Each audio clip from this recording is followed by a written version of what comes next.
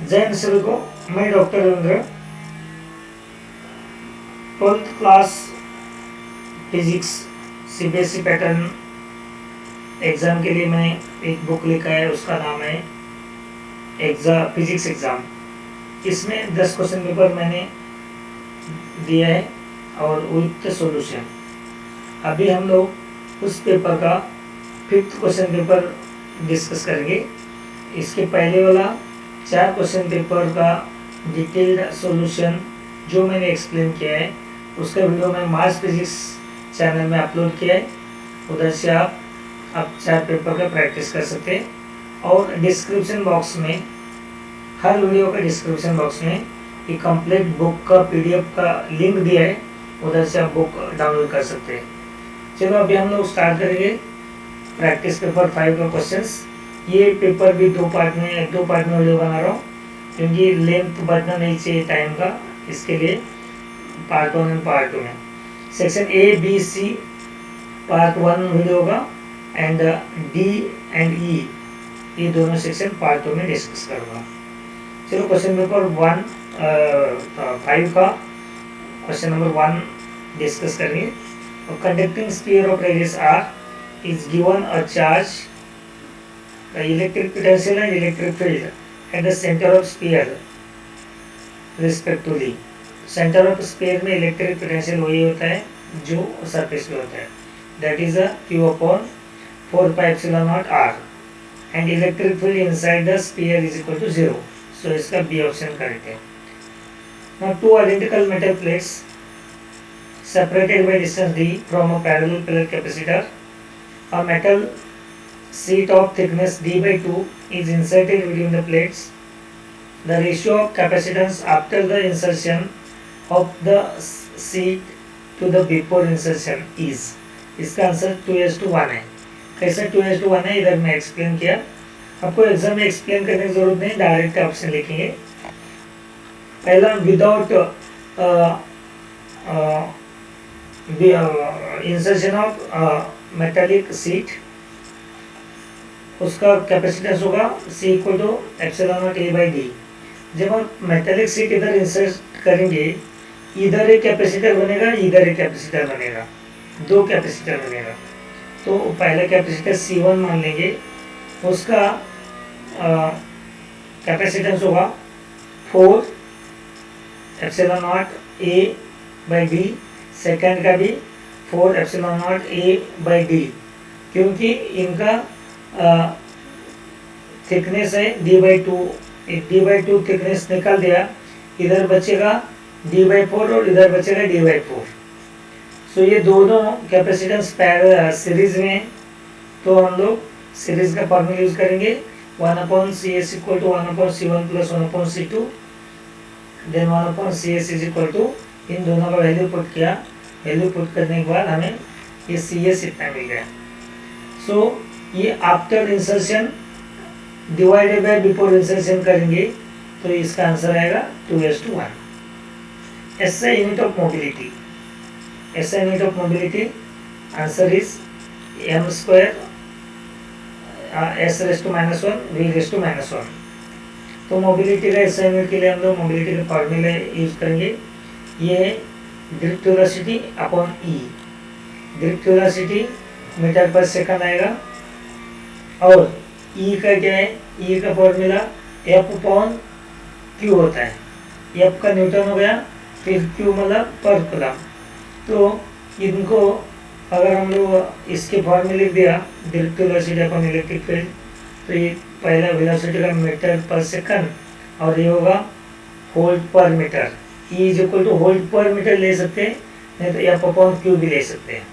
इधर वोल्ट दिया है, इसके लिए वोल्ट पर मीटर यूज किया, तो इधर पर मीटर ऊपर चला गया तो मीटर स्क्वायर हो जाएगा। So metre square (10⁻⁻1 and (10⁻⁻1).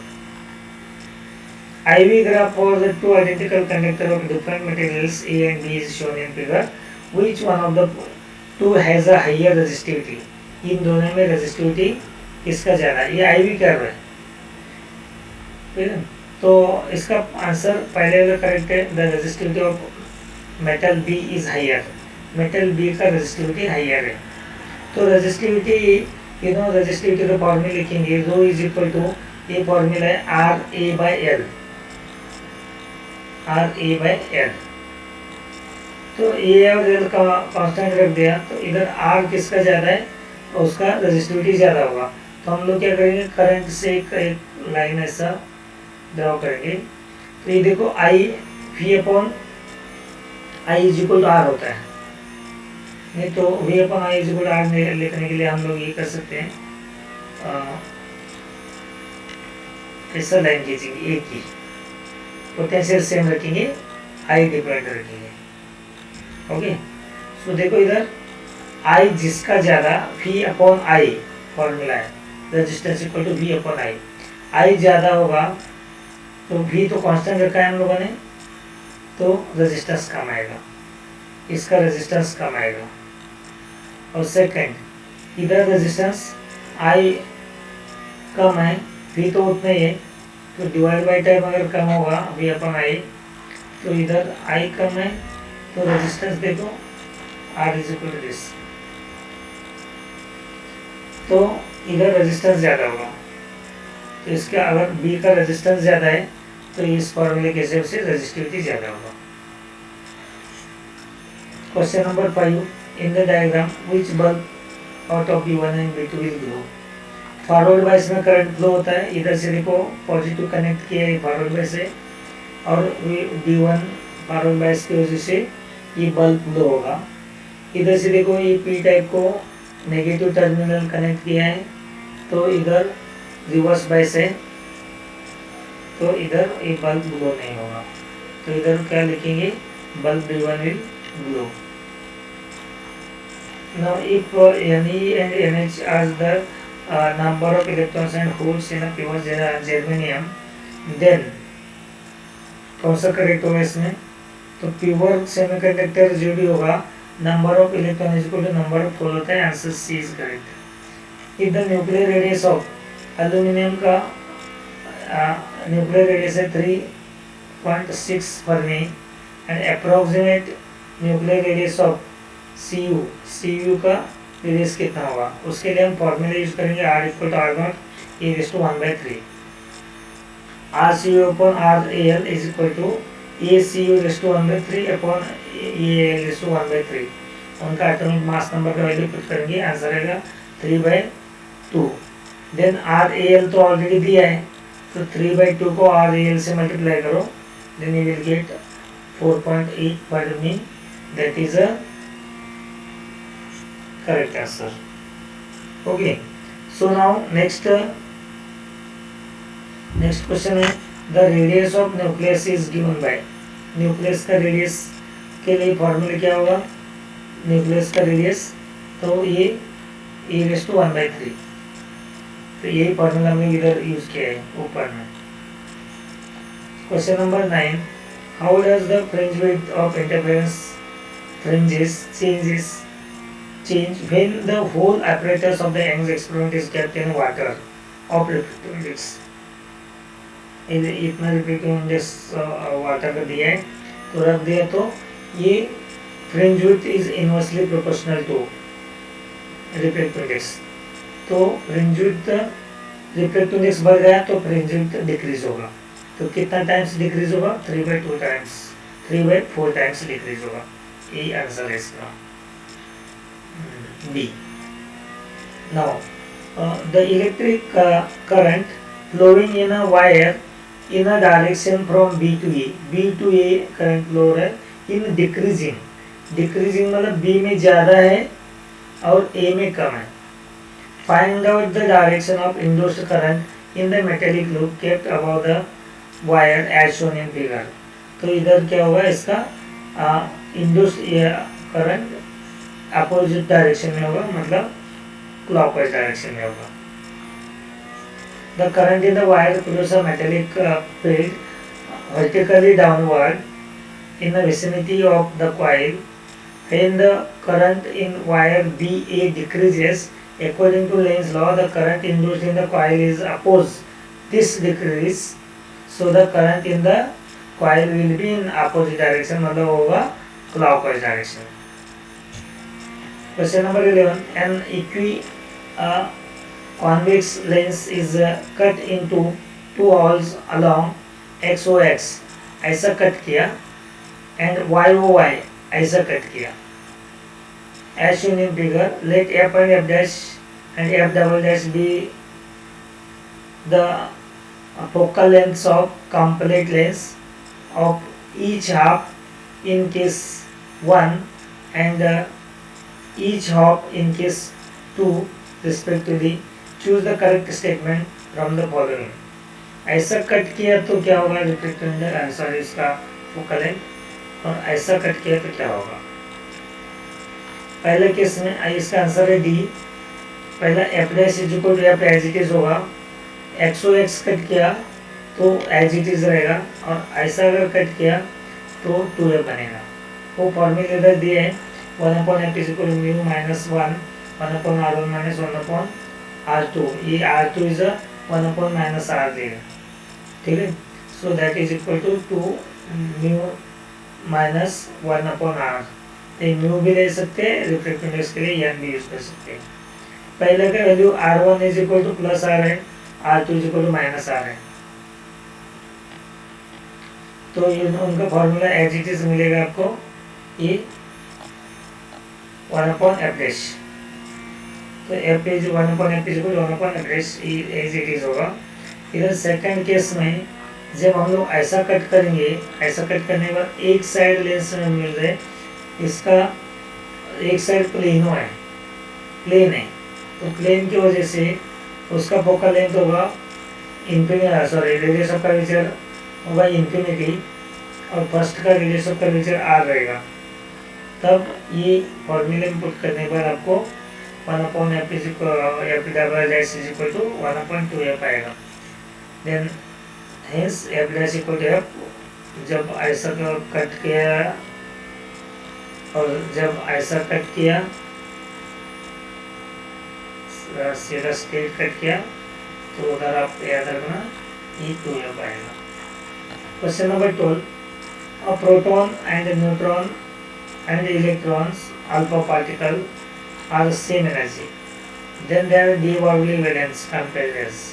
तो proton, neutron, electron and alpha particle, इनका मास क्या है देखो पहले. मास जिनका proton, neutron, electron and alpha particle, तो इसमें मास के ऊपर डिपेंड है उनका डी ब्रोगली वैलेंस. तो सबसे ज़्यादा डी ब्रोगली वैलेंस क्या होगा, न्यूट्रॉन होगा. इधर क्या दिखा है ये formula, neutron and electron is equal to alpha particle and proton, इसमें इनका रिलेशन लगा है. So lambda N greater than lambda E, that is equal to lambda alpha particle less than lambda proton. So kinetic energy of alpha particle half M V square, M V is equal under root 2 M K. So d Broglie valence is equal to h upon under root 2 mk. Then d Broglie valence is inversely proportional to under root m. So इधर इनका मास ऐसा दिए 1 under root mp, 1 under root mn, 1 under root me, 1 under root alpha m alpha. Since mp is equal to mn, approximately same रहेगा, then lambda p is equal to lambda n हो जाएगा. Second, as a mass of alpha particle greater than mass of proton, therefore wavelength of alpha particle is less than wavelength of proton. As me less than mn, then lambda n is less than lambda n is less than lambda e. तो इससे हमें ये पता चल जाएगा lambda alpha particle is less than lambda proton is equal to lambda neutron is less than lambda electron. तो assertion reason question, तो 4 option आप देख लेंगे. पहला ऑप्शन है if both assertion and reason are true and reason is correct explanation of assertion.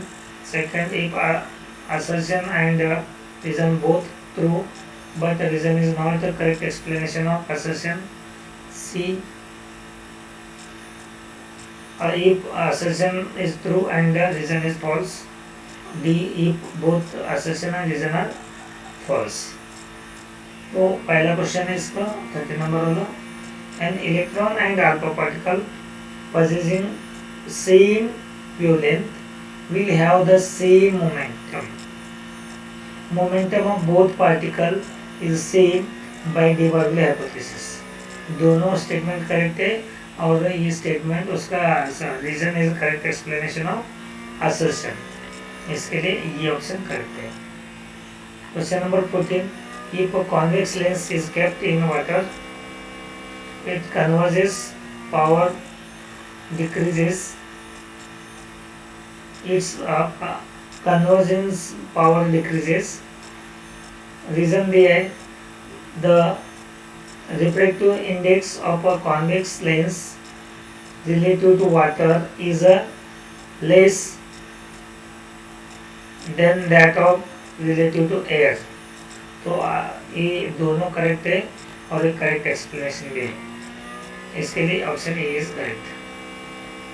15 number, the fusion process occurs at extremely high temperature. Correct है. For fusion of two nuclei, enormously high kinetic energy is required. ये भी correct है और correct explanation भी है. इसके लिए option A is correct है. 16 नंबर में, two parallel conducting wires carrying a currents in the same direction come close to each other. Two parallel conducting wires carrying a same current, मतलब same direction current मतलब वो like current attract करेगा. come close to each other. Then parallel currents attract and anti-parallel current repel. ये भी correct explanation है और दोनों correct है. इसके लिए option A is correct. Now section B 2 mark question है. 5 क्वेश्चन होंगे और एक में ऑप्शन होगा. और सेक्शन सी 3 मार्क क्वेश्चन, उसमें भी एक में ऑप्शन होगा. उसमें 7 क्वेश्चन रहेंगे. So now define first question इसका बी सेक्शन का 70 number. Define intensity of magnetization and write its assignment. Write 2 properties of magnetic valence. Intensity of magnetization का definition लिखिए. It is defined as the magnetic moment per unit value. Magnetic moment per unit value of magnetized material. And its SI unit is ampere per meter. SI unit is ampere per meter. Then properties of the magnetic field lines. Magnetic field lines में एक close loop ये है. पहला paper में मैंने discuss किया था. इधर है form of close loop. Magnetic field lines never intersect each other. ये तो इलेक्ट्रिक फील्ड लाइंस में भी है. Inside the magnet, direction of magnetic field lines is from south to north pole, and outside the magnet, north to south pole. Magnetic field lines have both direction and magnitude at any point on the field. ये 4 point है, इसमें से 2 point आप लिखिए. Question number 18, predict the direction of induced current in the metal rings E1 and 2 lying in the same plane where current I in the wire is increasing steadily. बोला current कहाँ से increase हो रहा है? इधर से लेफ्ट से right increase हो रहा है.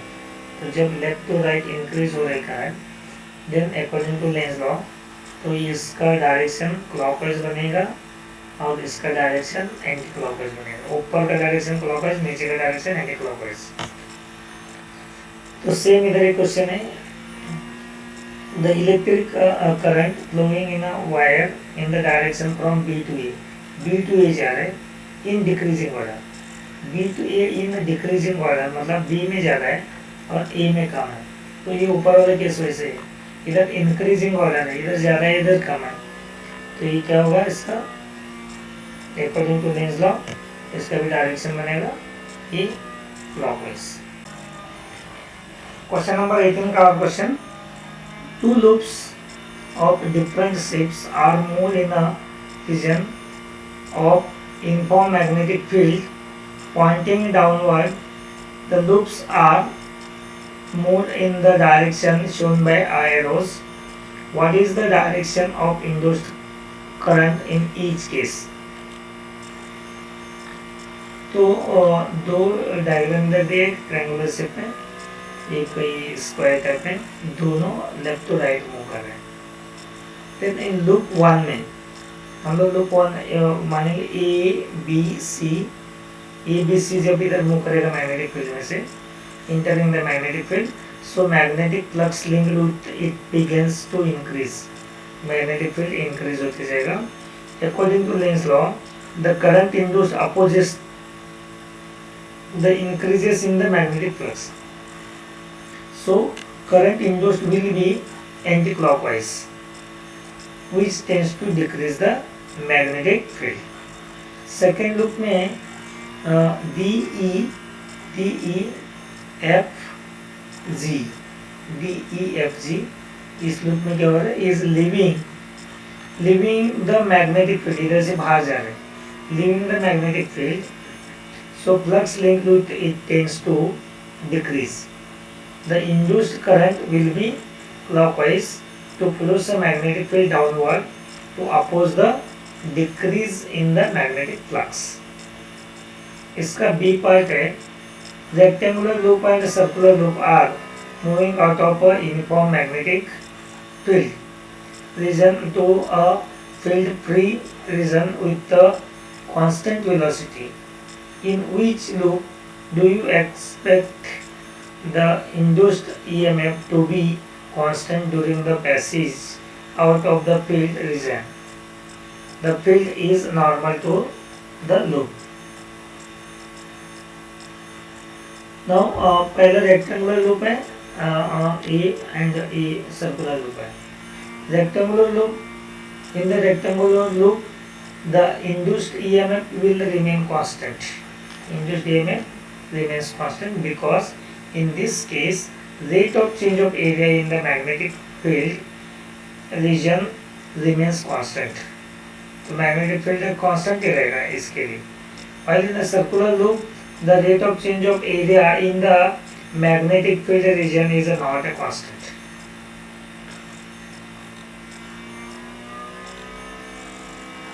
Next question, question number 19. The energy levels of an atom of element X as shown in the diagram, which one of the level transitions will result in the emission of photons of wavelength 620 nanometer? Support your answer with the mathematical calculation. तो इसके लिए हम लोग wavelength दिया है, उससे हम लोग एनर्जी फाइंड आउट करेंगे कितना आता है। तो E is equal to mc square formula use करेंगे, sorry E is equal to h nu formula use करेंगे। E is equal to h nu is equal to c by lambda, तो lambda is given, h और c का value put करो तो आपको energy मिलेगा 3.2 into 10⁻⁹ joule. तो उसको इलेक्ट्रॉन वोल्ट में कन्वर्ट करो, डिवाइड बाय 1.6 इंटू 10⁻⁹, तो 2 इलेक्ट्रॉन वोल्ट मिला।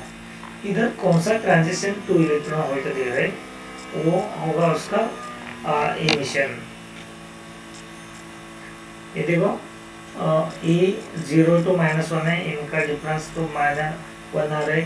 ये देखो B 0 to -3, इसका डिफरेंस 3 आ रहा है।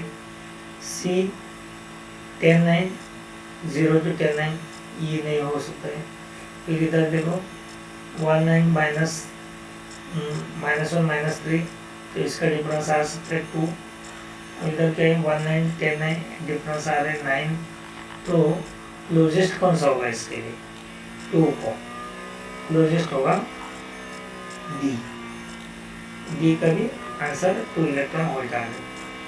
D is the corresponding to the transition D, hence this corresponds to transition D, hence the level transition D will result in the emission of wavelength 620 nanometer. Obtain the binding energy of a nitrogen nucleus. from the following data in MeV. Then here mass of hydrogen, that is a mass of proton 1.00783 atomic mass unit. Mass of neutron is 1.00867 atomic mass unit. Mass of neutron is this, mass of nitrogen है, total mass है. Okay, तो binding energy निकालना है, तो उसके लिए formula क्या होगा. बाइंडिंग एनर्जी के लिए पहला मास डिफेक्ट फाइंड आउट करो. Mass defect is equal to mass of electron nucleons minus mass of nucleus. तो इधर 7 प्रोटॉन है, mass of 7 into mass of proton करो, फिर 7 न्यूट्रॉन है, mass 7 into mass of neutron करो, जो आंसर आएगा तो इनको ऐड करो. ऐड करने के बाद आपको ये वैल्यू मिलेगा. एडिशन का वैल्यू जो मिल रही ये है, और गिवन में टोटल मास ऑफ न्यूक्लियस इधर दिया है. मास डिफेक्ट मतलब mass of nucleus separated form में minus mass of nucleus in combined state में, तो ये होगा mass defect. So total binding energy is equal to mass defect into 931 MeV. So mass binding energy मिलेगा 104.67 MeV. मास per unit nucleon बोला, मास per nucleon. मास per nucleon क्या होगा, number of nucleon 14 है, 14 से डिवाइड करो 7.47 MeV पर न्यूक्लियन. इधर ये after decimal point 5 digit है, कहीं भी राउंड ऑफ करने का कोशिश नहीं करना. ये जो नंबर है वो नंबर एज इट इज रहेगा. Now distinguish between intrinsic and eccentric semiconductor. Intrinsic semiconductor मतलब pure semiconductor. It is a semiconductor in pure form. The eccentric semiconductor, it is a semiconductor doped with the trivalent or pentavalent impurity atoms. Intrinsic semiconductor, intrinsic charge carriers are electron and holes with equal concentration. Now here eccentric semiconductor, two concentrations are unequal in it. There is excess of electrons in n type and excess of holes in p type semiconductor. Intrinsic semiconductor का third point, it has a low conductivity. Here it has a higher conductivity than the intrinsic semiconductor. Fermi level can be found in the forbidden energy gap. Here Fermi level can be found in the forbidden energy gap. Okay, so now C section. C section 3 number question है, 7 questions, एक question को option मिलेगा. तो 6 section में पहले ही theory question है. Explain Hertz and Lenard's observation of photoelectric emission. मैं जस्ट रीड कर रहा हूँ, तो ये आप लोगों को एक बार 2 बार रीड करने से आपको समझ में आएगा. The phenomena of photoelectric effect was discovered by Henrys hertz in 87 while performing an experiment for production of electromagnetic waves by means of spark discharge. ये कब हो क्या, ये लिखना नहीं लिखा तो भी चलेगा. Then Hertz observed that sparks occurred more rapidly in the air gap of his transmitter when ultraviolet radiation was directed at one of the metal plates. The UV light falling on the metal surface causes the emission of electron into the surrounding space and hence enhance the voltage spark. फिर लेनार्ड्स observation क्या है. Lennard एक experiment किया evaporated glass chamber में. So now Lenard observed that when the ultraviolet radiation were made incident on the emitter plate of an evacuated glass tube enclosing 2 metal plates called electrodes. The current flows in the circuit, but as soon as ultraviolet radiation falling on the emitter plate was stopped, the current flow stopped. So these observations indicate that when the ultraviolet radiations fall on the emitter or cathode plate, the electrons are rejected from it, which are attracted towards the anode plate. The electrons flow through the evacuated glass tube, complete the circuit, and current begins to flow in the circuit. ये लेना देना hertz का absorption है। ये 3 mark के लिए question पूछ सकते हैं। Question number 23, what role does inductance play in a LCR circuit with an AC source of effective voltage 50 hertz, 50 volt, frequency is 50 by pi hertz, and R is 300 watt, R ohm होना चाहिए, and capacitance microfarad, L is 20 microfarad and L is 1 Henry. Find the RMS current in the circuit. पहला question का answer देना है। Inductance क्या play कर रहे हैं? इंडक्शन इनर्शिया का रोल प्ले कर रहे हैं एलसीआर सर्किट में। सो एल दिया है, सी दिया है, आर दिया है, इधर ओम चाहिए, इधर डब्ल्यू है, ये ओम है, और इधर वी आर एम एस दिए है और फ्रीक्वेंसी भी दिया है। तो आपको इम्पीडेंस फाइंड आउट करने के लिए क्या करना पड़ेगा? हमें क्या फाइंड आउट करना है? RMS current. आरएमएस करंट के लिए वी अपॉन इम्पीडेंस करना पड़ेगा। तो वी का वैल्यू ऑलरेडी दे चुके हैं। तो इम्पीडेंस के लिए z equal to under root R square plus X minus X square, X L is equal to omega L. Omega मतलब 2 पाई into N into L, N मतलब फ्रिक्वेंसी, इधर न्यू दिया है, ठीक है, 2 पाई न्यू इंटू एल। एल का वैल्यू पता है, न्यू का वैल्यू पता है, तो आपको एक्सएल आप फाइंड कर सकते हैं 100 ओम है। इनका inductive reactance and capacitive reactance इनका एसआई में भी ओम है, वो भी रेजिस्टेंस तरह काम कर रहे हैं। So X C is equal to 1 upon omega C, that is equal to 2 pi और न्यू इंटू सी, तो इसका वैल्यू आएगा 500 ओम। तो ये वैल्यू इम्पीडेंस का फॉर्मूले में पुट किया तो आपको इम्पीडेंस मिल रहा है 500 ohm. Then I R M S equal to V R M S upon Z होता है, P R M S is 50 दिए डिवाइड बाई जेड 500, 0.1 एम्पीयर का मिलेगा। क्वेश्चन नंबर 24, ये एक हायर ऑर्डर थिंकिंग का क्वेश्चन है। A small bulb is placed at the bottom of the tank containing water to a depth of 80 centimeters.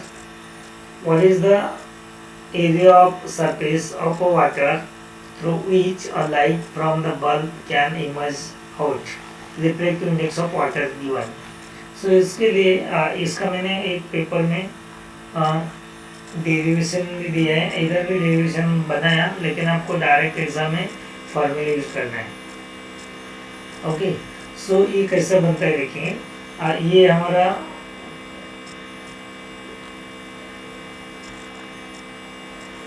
Water tank है, ठीक है। So real height of the water H दिया है, इधर H, ये होगा एच, ठीक है, वो 80 सेंटीमीटर दिया है। सो ये ऑन द सरफेस ये एक सर्कुलर पैच बनेगा, सर्कुलर पैच में उतना ही लाइट बाहर हो जाएगा और उसका साइड वाला ये देखो, ये क्रिटिकल एंगल है, ये रीज आ रहा है, ये क्रिटिकल एंगल आईसी। तो क्रिटिकल एंगल जब लाइट इधर बॉटम में है पानी के अंदर, तो ये बल्ब जब इधर से लाइट रे जाएगा डेंसर टू रीडर medium, angle is more than critical angle, then total internal reflection takes place. इससे ज़्यादा होने वाले सारे रेज नीचे वापस आ जाएगा और लेस देन क्रिटिकल एंगल रे वो बाहर आएगा, तो वो एक सर्कुलर पैच बनेगा। उसका एरिया फाइंड आउट करेंगे, सर्कुलर पैच का एरिया फाइंड आउट करेंगे। तो इधर क्वेश्चन क्या पूछा, what is the area of the surface of the water through which light from the bulb can emerge. उसके लिए हम लोग फॉर्मूला यूज करेंगे, tan IC क्या होगा, ये IC है, tan IC क्या है, ये रेडियस, सपोज इसको रेडियस मान लो, radius upon h, A is equal to tan IC. So tan IC is equal to what? Sin IC upon cos IC is equal to R upon H formula मिलेगा। तो R equal to H है sin IC upon cos IC। then refractive index is equal to 1 upon sin IC, then sin IC is equal to 1 upon n. तो जिधर sin IC दिख रहे उधर 1 upon n put करो, okay. और हाँ ये हो गया sin IC के लिए 1 upon n पुट किया। इधर नीचे cos IC is equal to under root 1 minus sine square IC होता है, तो 1 माइनस साइन स्क्वायर IC, तो sine IC is equal to 1 upon n है, and 1 minus sine square IC मतलब 1 अपॉन n स्क्वायर। मीन्स ये formula में sine IC का value put किया तो आपको r का वैल्यू मिलेगा h upon under root n square minus 1, h upon under root n square minus 1। ये फॉर्मूला याद करना है। तो ये फॉर्मूला इधर डिराइव करने की जरूरत नहीं है, न्यूमेरिकल है, डायरेक्ट ये फॉर्मूला r का वैल्यू मिल गया आपको।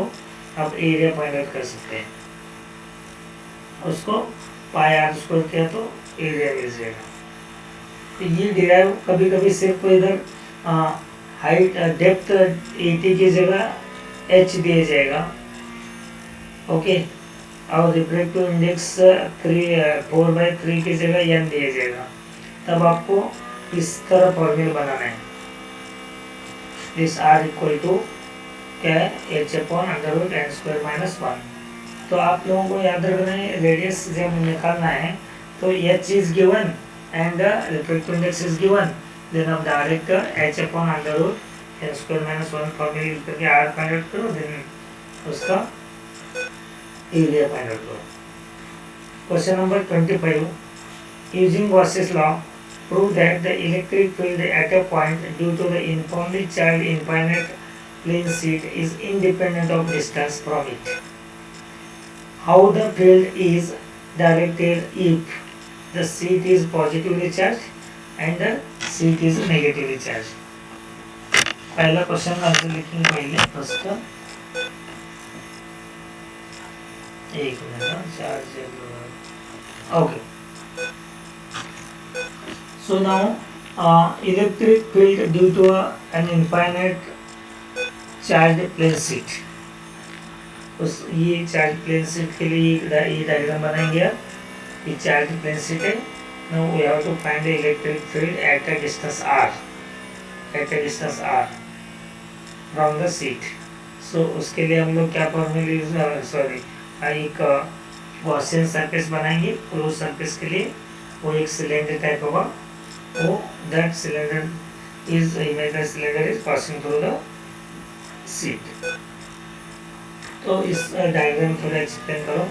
Consider an infinite plane sheet of charge q with the surface charge density sigma is equal to q upon a. Let p be a point, इधर एक पॉइंट p ले लेंगे हम लोग, इस साइड ले लो नहीं तो उस साइड ले लो, इधर दिया p be the point at a distance r from the sheet and E be the electric field at P as shown in figure. Consider a Gaussian surface in the form of a cylinder of cross-sectional area A and length is equal to 2r, perpendicular to the sheet of the charge. Now by symmetry, electric field is at a right angles to the end caps and away from the plane. Its magnitude is the same at P and at other cap at P dash. इधर P मान लो, इधर P dash मान लो, नहीं तो इधर P मान लो, इधर P dash मान लो. The curved part of a cylinder, the area vector is perpendicular to electric field, so electric flux due to the curved surface is zero. Only the end caps of cylinder contributing the electric flux. So we know that formula flux is equal to integration, closed integration E bar dot ds bar, that is equal to E ds cos theta. तो ये curve surface में देखो, curve surface में area vector इस side है ऐसा, और electric field का डायरेक्शन इस साइड है, दोनों में एंगल 90 बन गया। देन कर्व सरफेस, सिलेंडर का curve surface electric flux contribute नहीं करेगा। और दोनों एंड कैप पे देखो, एरिया वेक्टर इस साइड है, इलेक्ट्रिक फील्ड भी इसी साइड है, इधर भी एरिया वेक्टर इस साइड है, इलेक्ट्रिक फील्ड भी इस साइड है। तो angle between ds and E is equal to 0। so that only handicap contributing the electric flux. So तो ये लिखेंगे हम लोग handicap कितना है, जो है 2a into E, then total electric flux is equal to E into 2a. According to Gauss's law, electric flux is equal to Q upon epsilon naught. Then equating equation 1 and 2, E 2a is equal to Q upon epsilon naught, then E is equal to Q upon 2a epsilon naught. Then Q upon A is equal to sigma, so that E is equal to sigma upon 2 epsilon naught. For a plane, ये हो गया plane seat के लिए. Seat thickness हम negligible मानते हैं. अगर वो प्लेन होगा तो थिकनेस मान कंसिडर करते हैं.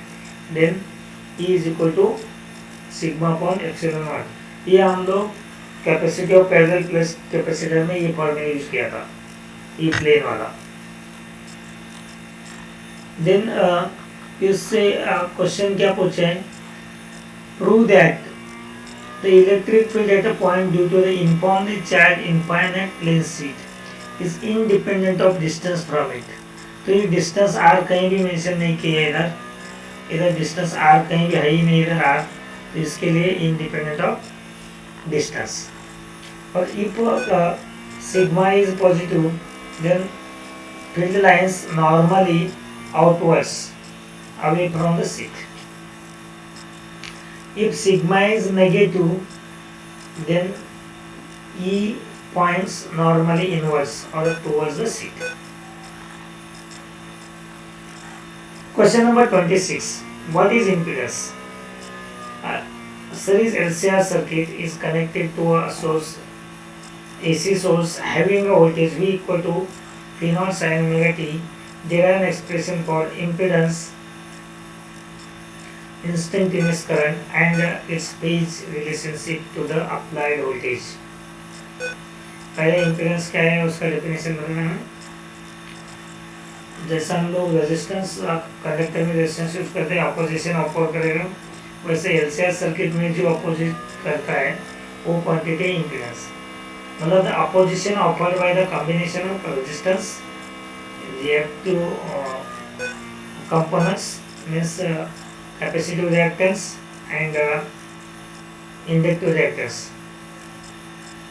to flow of AC is called as an impedance.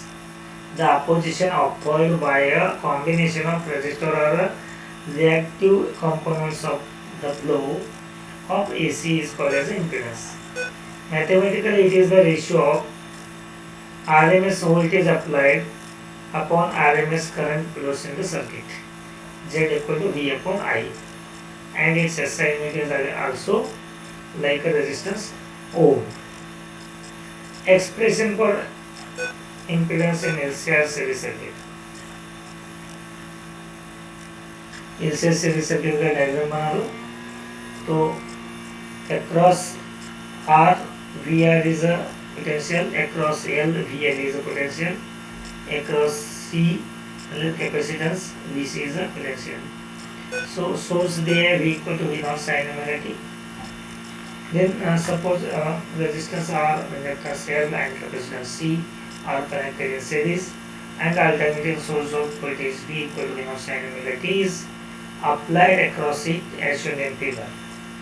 On account of being in series, the current flowing through all of them is same. Now suppose the voltage across R is, ये मैंने explain किया है इनका voltage तीनों का. Then the voltage across voltage V R and current I R in the same phase, दोनों अगर same phase में होगा, then the voltage V L will lead current by 90 degree while PC will lag behind the current by 90 degree. Clearly, PC and VL are in opposite direction. PC and VL दोनों opposite direction है. Suppose हम लोग इधर ऊपर VL मान लिया, नीचे VC है, तो नीचे नेट क्या आएगा, नेट वोल्टेज तो VC minus VL.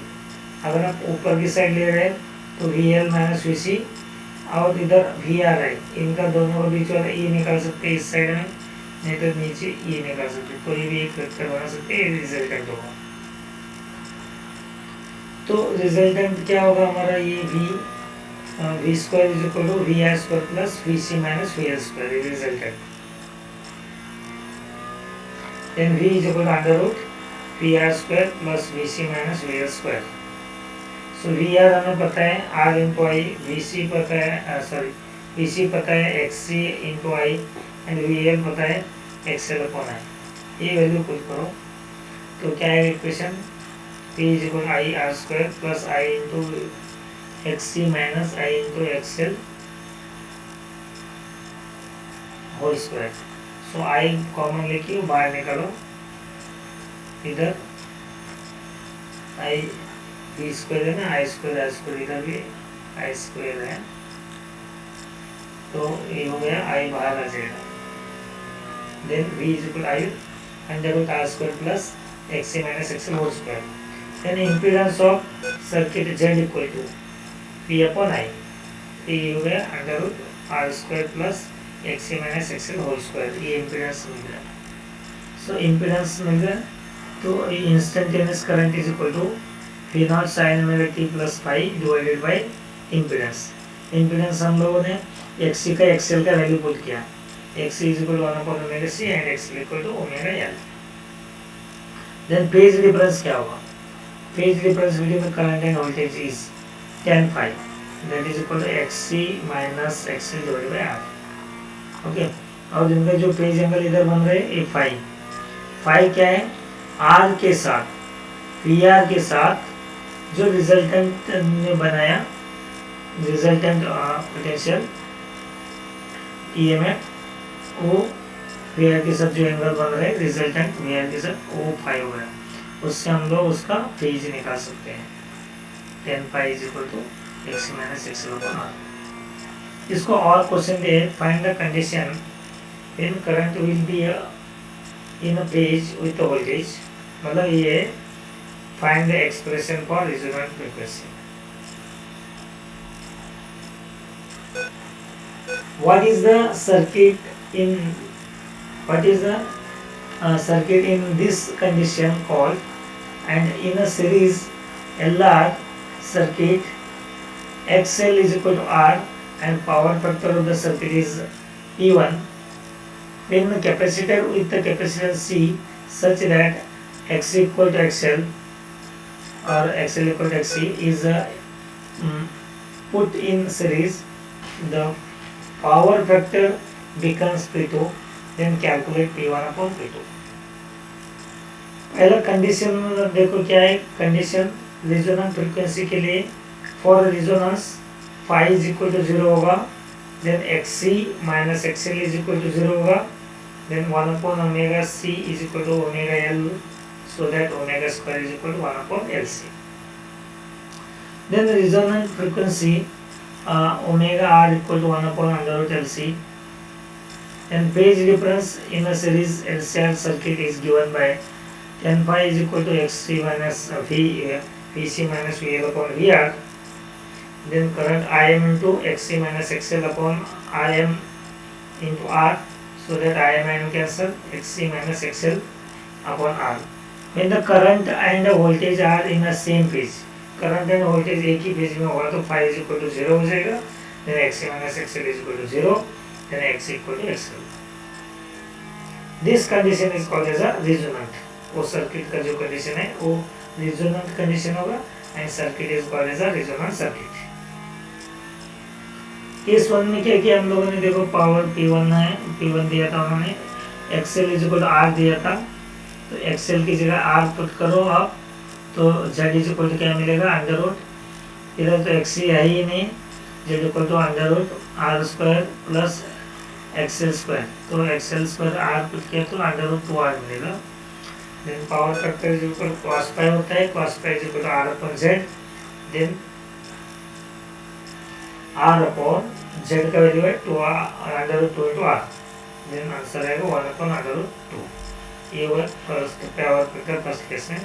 Second case दिया x इक्वल टू xl है, then z equal to r मिलेगा आपको, then power factor is equal to 1 मिलेगा, p2 is equal to r upon z, so that is r upon r equal to 1, then p1 upon p2 is equal to 1 upon under root 2। R2. Question number 27. Draw ray diagram for formation of image of point object by a thin double convex lens having a radii of curvature R1 and R2. Hence derive lens maker's formula for a double convex lens. State the assumptions made and sign convention used. तो ये है clearly ये question करने समझ में आएगा. ये lens formula आपको डिराइव करना है, lens makers formula.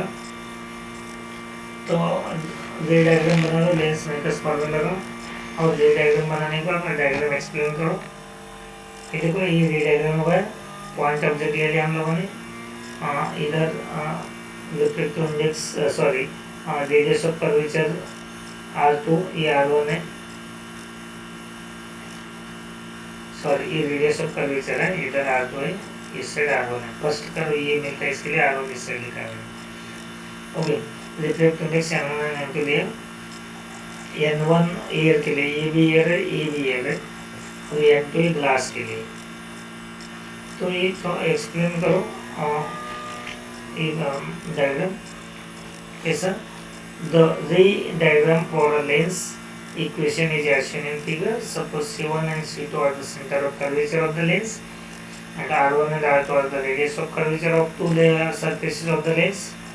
Let N1 and N2 are the refractive index of medium and lens respectively. Medium mirror air layer and all. Consider a point object O is situated on the principal axis of the lens. Ray OP, ray इधर से OP moving undeviated, and ray OA, will be reflected along AB. AB इधर से इधर तक reflect हो गया by one surface of the lens. Okay, in the absence of other surface of the lens, the image is formed at I dash and V dash. अगर ये नहीं है तो इमेज इधर फॉर्म होता है, तो ये इमेज डिस्टेंस V dash. तो सेकेंड सरफेस की वजह से फिर ये पार्ट जो है B I dash, ये वर्चुअल ऑब्जेक्ट का काम करेगा, और फाइनल इमेज इधर मिलेगा B I, उसका इमेज डिस्टेंस V होगा. We know that the reflection of at a curved surface, ये फॉर्मूला में पता है N2 upon V minus N1 upon U is equal to N2 minus N1 upon R. Thus for the first reflection R equal to R1 ले लिया, V equal to V dash ले लिया. ये जब ऑप्शन रहेगा तो इसको equal to V dash होगा. Then the equation above equation 1 become N2 upon V dash minus N1 upon U is equal to N2 minus N1 upon R1. Now for the second curved surface, second surface के लिए हम लोग क्या किया, R equal to R2 ले लिया, U is equal to V dash, क्योंकि वो वर्चुअल ऑब्जेक्ट करके काम कर रहे हैं, U के जगह V डैश लिखा. Then reflective index of first medium को हम लोग N2 मान लिया, एंड सेकेंड मीडियम को N1 मान लिया. तो अभी इसको हम लोग N2 N, तब ये इक्वेशन क्या बनेगा, इधर इस फर्स्ट इक्वेशन में N1 की जगह N2 पुट करो और N2 की जगह N1 पुट करो, सिंपल. तो क्या होगा, पहले N2 upon V था, इधर आएगा N1 upon V, minus N1 upon U था, इधर होगा N2 upon V dash, U इधर V डैश होगा. That is equal to N1 minus N2 upon R. इधर N2 upon N1 minus R था, तो ये R होगा हमारा R2. तो adding equation 2 and 3, direct add करो इक्वेशन 2 and 3. तब इधर 2 and 3 ऐड करने के बाद ये N2 V डैश कट हो गया, तो N1 upon V minus N2 upon V, तो N1 कॉमन आया तो 1 upon V minus 1 upon U होगा. दैट इज इक्वल टू, इधर के N2 माइनस N1 कॉमन ले लो, ब्रैकेट में रहेगा 1 upon R1 minus 1 upon R2. Then 1 upon V minus 1 upon U, ये जो N1 है इधर जाके डिवाइड करेगा, that is equal to N2 minus N1 upon N1, 1 upon R1 minus 1 upon R2. So 1 upon V minus 1 upon U is equal to N2 upon N1 minus 1, next bracket 1 upon R1 minus 1 upon R2. So if object is at infinity, object infinity distance होगा तो U equal to infinity and image focus में बनेगा V is equal to F. Then 1 upon F is minus 1 upon infinity is equal to N2 upon N1 minus 1, 1 upon R1 minus 1 upon R2. So that 1 upon F equal to N2 minus N1, N2 upon N1 minus 1, 1 upon R1 minus 1 upon R2. From equation 4 and 5, 1 upon F इसके जगह put करेंगे हम लोग, इसके जगह 1 upon F put करेंगे, इसके जगह 1 upon F. तो 1 upon F इज इक्वल क्या मिलेगा, N2 upon N1 minus 1, 1 upon R1 minus 1 upon R2. अगर ये वैल्यू हम लोगों ने, ये वैल्यू अगर इक्वेशन 4 में पुट किया इसके जगह 1 upon F, तो क्या मिलेगा, 1 upon V minus 1 upon U. So 1 upon F is equal to 1 upon V minus 1 upon U. Assumption क्या है इधर, assume that first medium is air and the refractive index of the material of the lens Pn, then N1 equal to 1 ले लो, N2 equal to n ले लो, तब ये formula बनेगा 1 upon F equal to n minus 1, 1 upon R1 minus 1 upon R2. This is a lens maker's formula. The sign convention क्या use किया, all the distances are measured from the optical center of the lens. Second, distances measured in the direction of incident ray are taken positive and opposite to the direction of ray taken as negative. मतलब left side distance of negative ले लिया, right side distance of positive ले लिया, ये assumption है. Question number 28. What are energy bands? Write any two distinguishing features between conductor, semiconductor, and insulator on the basis of energy band diagrams. How does the change in temperature affect the behavior of these materials? Explain briefly. पहले energy band क्या है?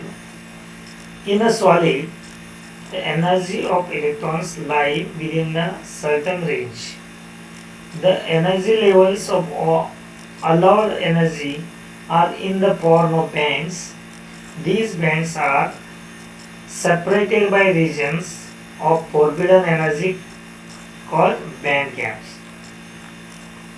Distinguished features: conductors, semiconductors, and insulator.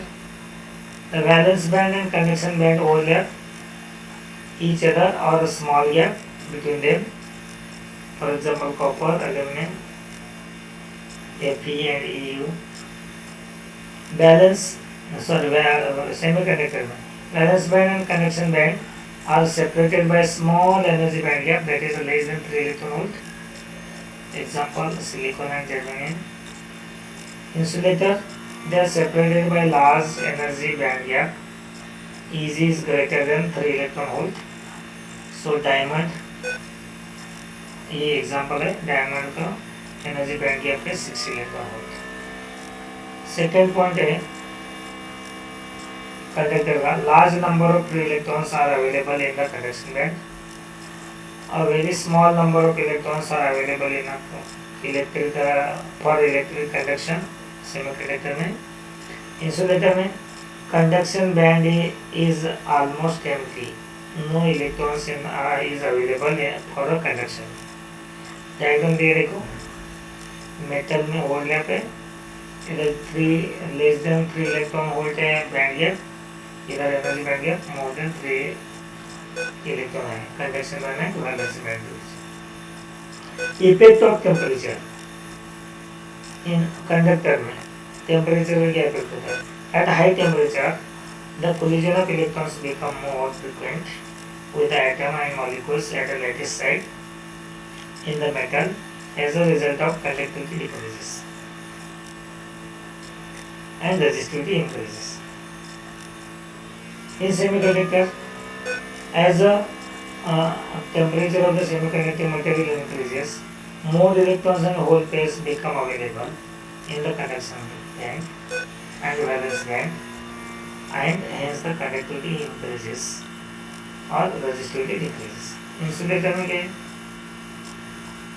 Energy band between conduction band and valence band is very large, so it is unsuppressible for small temperature rise, so there is no change in their behavior.